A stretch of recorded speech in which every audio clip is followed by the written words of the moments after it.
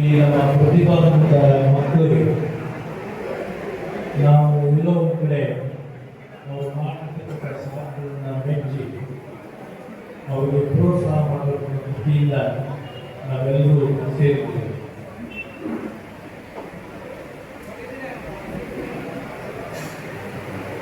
ಈ ಸಂದರ್ಭದಲ್ಲಿ ಬಹಳಷ್ಟು ವಿದ್ಯಾರ್ಥಿಗಳು ಪ್ರತಿಭೆಯನ್ನು ಹಾಕಿರ್ತಕ್ಕಂಥ ಅದರಲ್ಲೂ ಉನ್ನತ ಶ್ರೇಣಿಯಲ್ಲಿ ನಾವು ಬಹಳಷ್ಟು ಸಾರಿ ಎಲ್ಲರೂ ಕೂಡ ಈ ಮಾತನ್ನು ಹೇಳ್ತೀವಿ. ಪ್ರತಿಭೆ ನಮ್ಮ ನಾಡಿನೂ ಇಲ್ಲ, ಪ್ರತಿಭೆ ಇರ್ತಕ್ಕಂಥವ್ರಿಗೆ ಹೇಳಲಾಗ್ತದೆ.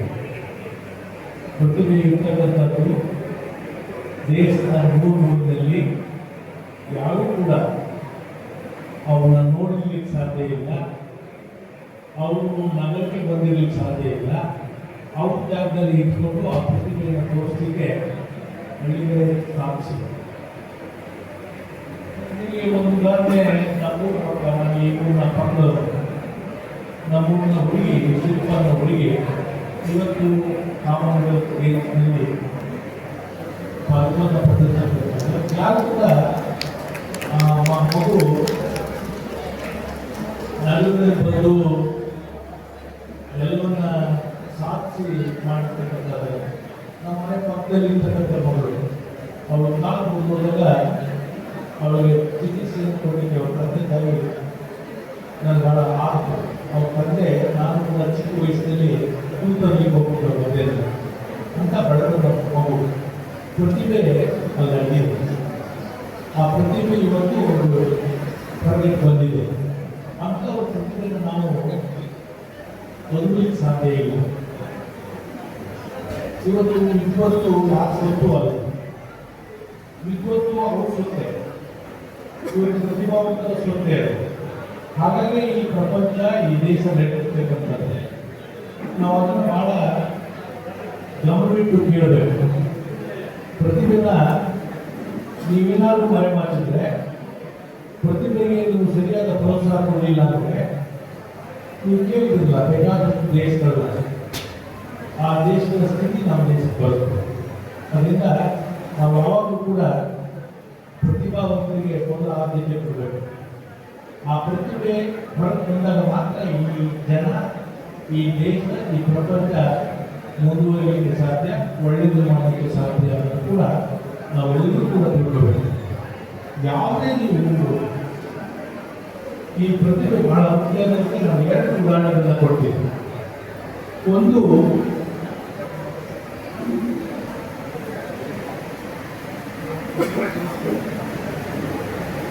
ನಾನು ಭಾಷಣ ಮಾಡ್ತಾ ಇದ್ದೀನಿ, ನಿಮ್ಮಷ್ಟು ನೀವು ಮಾತಾಡ್ತಾ ಇರೋದ್ರಿಂದ ಅದರ ಅವಶ್ಯಕತೆ ಇಲ್ಲ ಅಂತ ನಾನು ಅನ್ಕೊಂಡಿದ್ದೀನಿ.